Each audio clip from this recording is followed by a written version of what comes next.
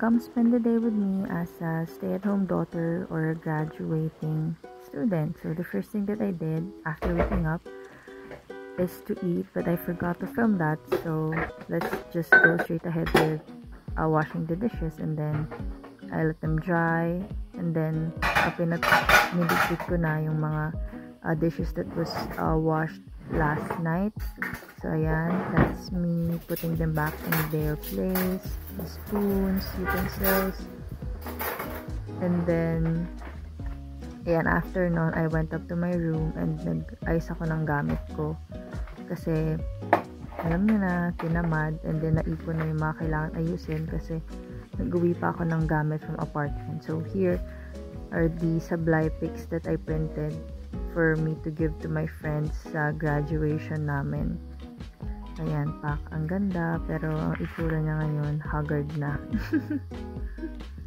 And then, ayan, inayos ko lang ulit. So, yung table na yan, I consider that as my study space as well as my workspace kasi currently an intern, marketing intern to be exact. And then, ayan, nice ko na, nakakahiyaman. Pero yes, ayan yung mga damit na, I think malinis. Ay, marumi sila. Ayan. Marumi na yan, nakatambak pa rin. And then, nagwalis lang ako ng kwarto kasi the night before, nag-ayos ako ng iba pang gamit. So, sobrang kalat talaga niyan. As in, yun, malinis na state na yan. So, ayan. To finalization. Ayan, nagwalis lang ako para ma-finalize na yung pagka quote-and-quote malinis ng kwarto ko.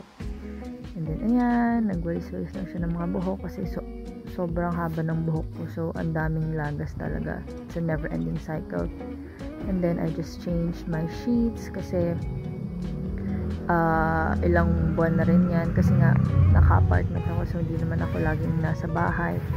So, minsan wala ding oras kasi 2 days lang ako sa bahay lagi, and then babalik na ng apartment. So, I didn't have the time na palitan. Ayan, nasama ko pa yung mga stuffed toy ko sa madumi.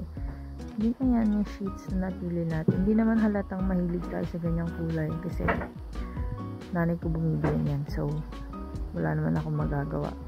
Tagalagay lang ako sa bed ko. Ayan. The pillows. Pinalitan din. Dinosaur na lang yung sa huli kasi dalawa lang yung pillowcase na kasama ng bedsheet. Pati yung kumot ko iba ata dyan. I think pink yung kumot ko kasi hindi ko mahanap yung kasamang partner ng bedsheet. Tapos ayan, sinalang ko lang sa washing machine. May lamang tubig na yan kaya medyo nahihirapan akong i-push. Ayan. Tapos ayan, actually nakalimutan ko pa ang isang pa yan. Like nakalimutan ko na may nilaban pala ako. Tapos naalala ko na lang siya kinabukasan. So ayun. Tapos yan, nagwalis ako ng bahay kasi nagagalit yung nanay ko.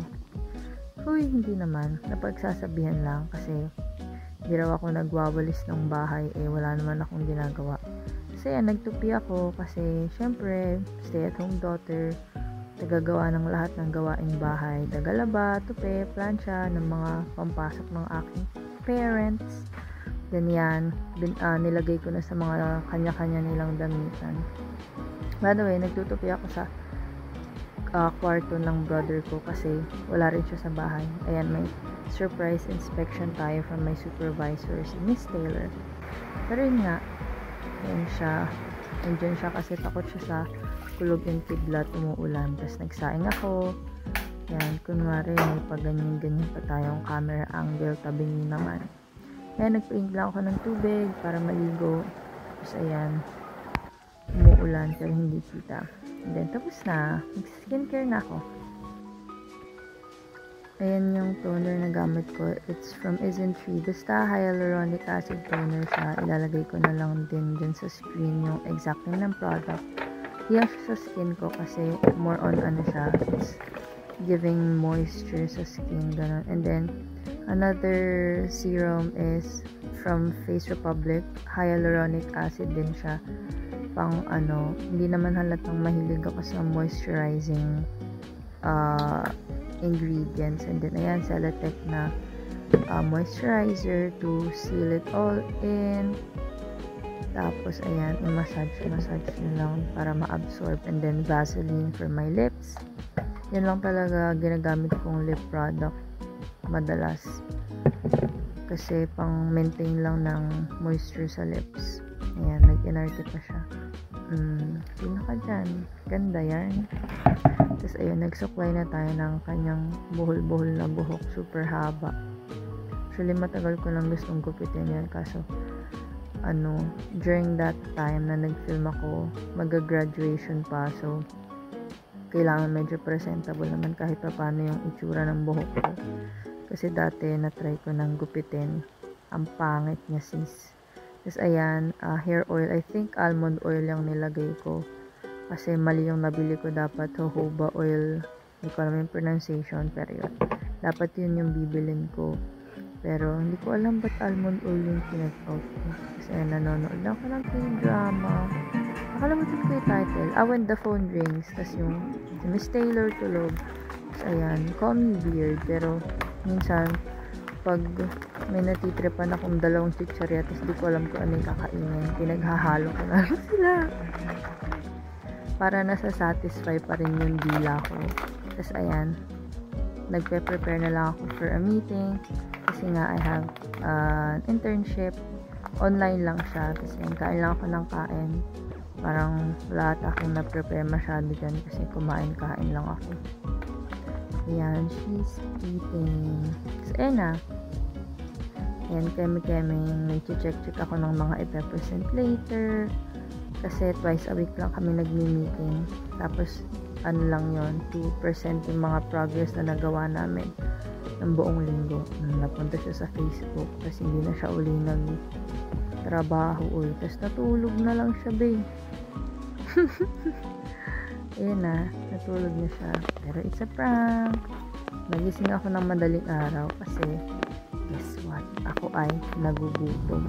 At ayan yung mga pin-repair kong pagkain, babe. Lomi. Lucky Me Lomi. Tapos nagprito ako ng kikiam kasi yun lang yung meron sa freezer namin. Kasi I was saving for something na medyo crunchy. And ayan lang yung pinakamalapit na pwedeng maging malutong sa freezer namin. So, pinrito ko na yan. Tapos nilagyan ko na ng itlog, yung lomi. Tapos, after mag-boil, like maluto na yung egg, nilagay ko ng seasoning, tapos hinalo-halo ko na lang siya. Tapos, hinintay ko na lang ulit mag-boil. Tapos, yun na. I transferred it sa bowl na para kainin. Sarap. It's different kapag madaling araw. Pangalawang dinner ko na yan, by the way. Tapos, ayun lang ako kumakain. Masaya naman siya dyan. Busog na busog ako nyan, babe. Kasi ang dami ng lomi, may sabaw pa. Tapos may kikiam pa ako, diba? Tapos, ang sarap nung sausawan na suka. Hindi ko alam kung saan nabili ng magulang ko yun. Pero, yan. Sarap, nagka-crave tuloy ako right now. Masarap, babe. Dinoble dip. Okay lang. Ako lang naman kakain. Tapos, ayan yung lomi. Medyo nag-struggle ako dyan kasi ang init pa niya talaga. Pero overall, nasatisfy naman ako kasi very filling talaga siya. Like, nabusog ako and hindi ako natulog ng gutom. And ayun lang. Bye!